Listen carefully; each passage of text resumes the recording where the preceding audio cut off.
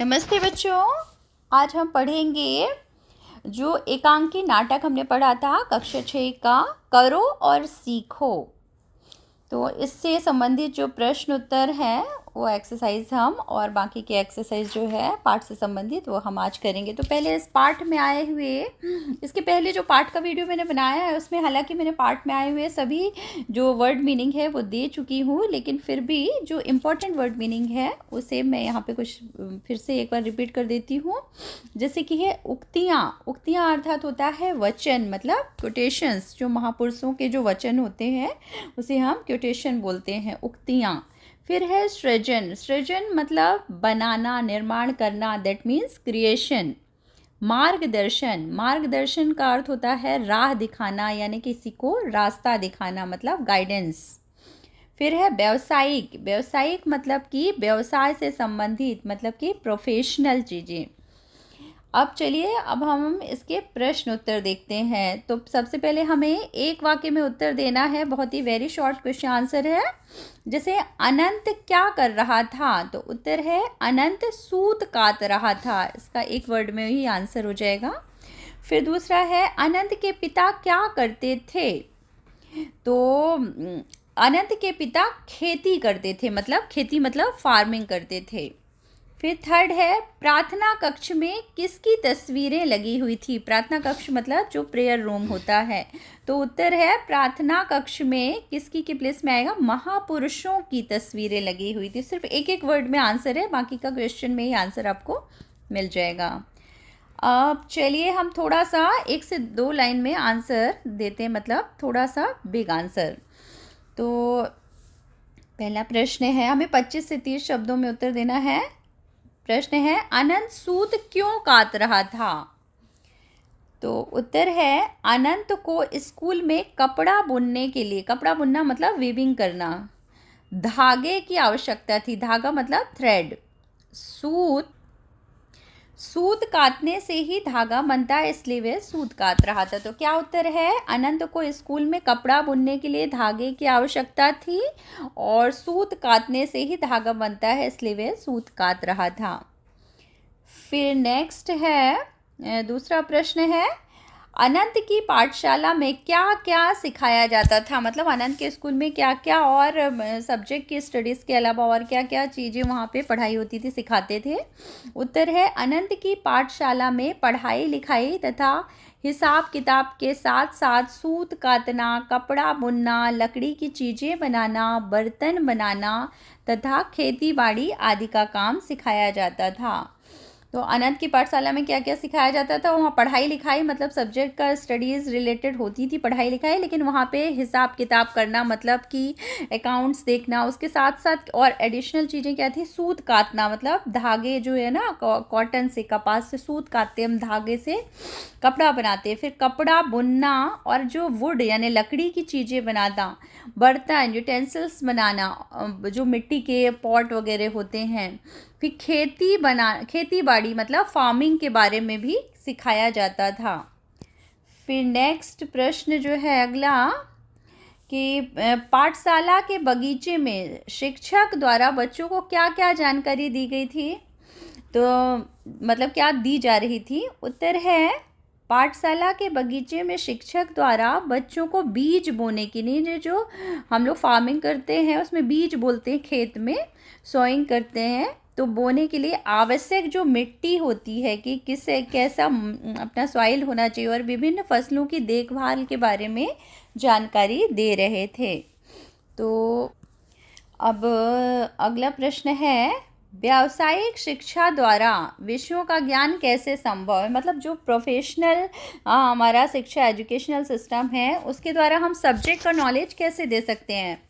तो उत्तर है व्यावसायिक शिक्षा द्वारा बच्चों की विषय में रुचि तथा जिज्ञासा बढ़ती है। रुचि मतलब इंटरेस्ट बढ़ता है, जिज्ञासा यानी उसको जानने के लिए क्यूरियोसिटी होती है, जिसके कारण उनकी जो क्रियाशीलता, एक्टिविटी यानी एक्टिवनेस और रचनात्मकता यानी कि उनका क्रिएटिविटी तथा आत्मविश्वास यानी कि सेल्फ कॉन्फिडेंस भी बढ़ता है। फिर वे पुस्तकों से और अधिक जानकारी प्राप्त करते हैं।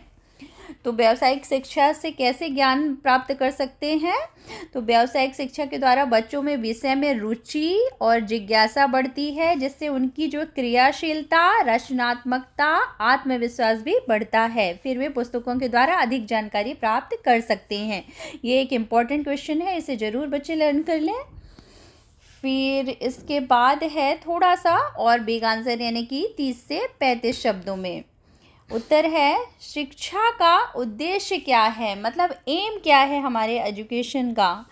तो इसका उत्तर है शिक्षा का उद्देश्य बच्चों को साक्षर बनाने के साथ साथ, साक्षर मतलब कि उनको लिटरेट बनाने के साथ साथ आत्मनिर्भर और संवेदनशील बनाकर जीवन मूल्यों का विकास करना है। देखिए बहुत अच्छा क्वेश्चन है, ये भी एक बहुत अच्छा क्वेश्चन है। शिक्षा का उद्देश्य बच्चों को साक्षर बनाने के साथ साथ आत्मनिर्भर और संवेदनशील बनाकर जीवन मूल्यों का विकास करना, प्रत्येक बच्चे को भावी जीवन के लिए, भावी जीवन इन फ्यूचर, भावी मतलब फ्यूचर, आने वाले फ्यूचर के लिए, जीवन के लिए तैयार करना, जिससे देश का भविष्य उज्जवल बने।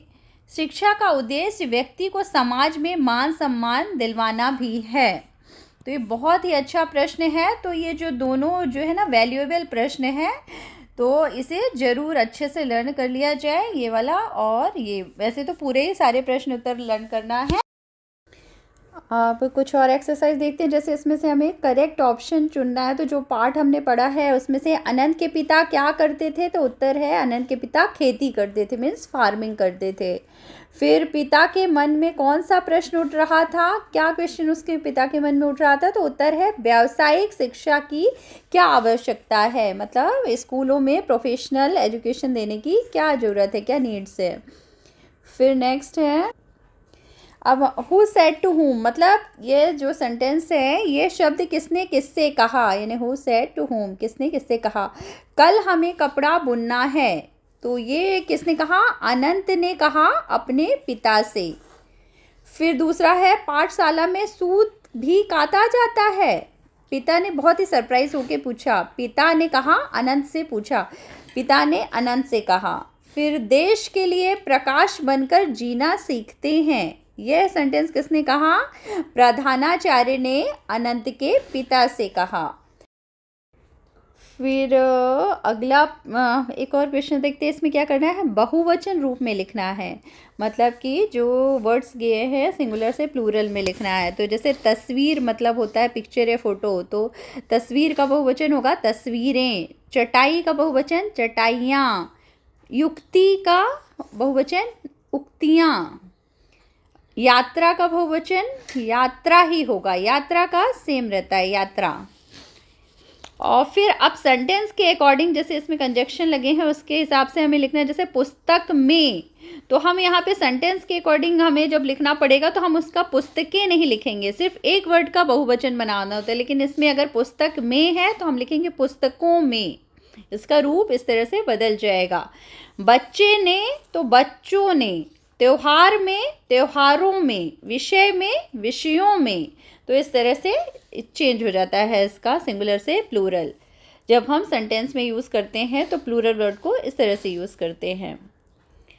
फिर इसके बाद हाँ ये वाला देखते हैं हम, शहीद शब्द चुनकर वाक्य पूरा करना है, मतलब कि यहाँ पे करेक्ट, यहाँ पे तो यहाँ पे कुछ कुछ दिए हुए हैं जो वर्ड्स, उसके हमें फिल इन द ब्लैंक्स भरना है। तो भी ही, तो पहला जो है जैसे आप स्वयं ही देख लीजिए, तो यहाँ पे आएगा स्वयं ही देख लीजिए। जब हम किसी पद पर या बल देते हैं किसी भी शब्द पर या किसी पद पर, तो फिर जिस शब्द का प्रयोग किया जाता है उसे हम निपात कहते हैं, निपात। यहाँ पे तो भी ही जो है ये निपात कहलाते हैं। तो फिर है सेकंड, आप मेरे मन में प्रश्न उठ रहा है, मतलब अभी भी, यानी यहाँ पे आएगा भी, अभी भी मेरे मन में प्रश्न उठ रहा है। फिर गा है सिर्फ बच्चे ही गाएंगे, कि ओनली चिल्ड्रंस विल प्ले, मतलब सिंगिंग करेंगे, गाएंगे मतलब। पढ़ना लिखना आना चाहिए, यहाँ पे 2 डैश हैं तो यहाँ पे क्या आएगा, पढ़ना लिखना भी तो आना चाहिए। फिर नेक्स्ट है, इससे आत्मविश्वास भी बढ़ता है, है ना। तो ये फिल इन द ब्लैंक्स इस तरह से आप भर सकते हैं। तो ये सारा आई थिंक अभी ये कंप्लीट हो गई है एक्सरसाइज। आप इसे पढ़िए, समझिए और एग्ज़ाम की तैयारी कीजिए। हम फिर मिलेंगे आपको नेक्स्ट वीडियो में। तब तक के लिए टेक केयर, बाय बाय।